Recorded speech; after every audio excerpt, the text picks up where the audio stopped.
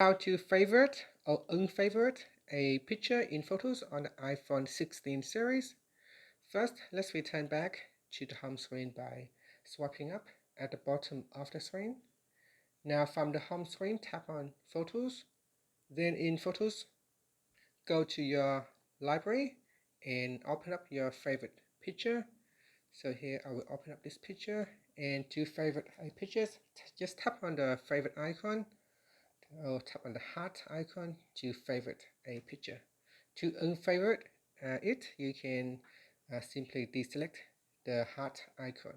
So if you have favorite pictures, then to quickly locate them, you can go down.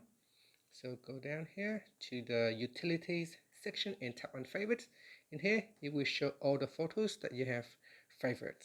And that's it. And from there, you can also open it, then unfavorite it by deselecting the heart icon.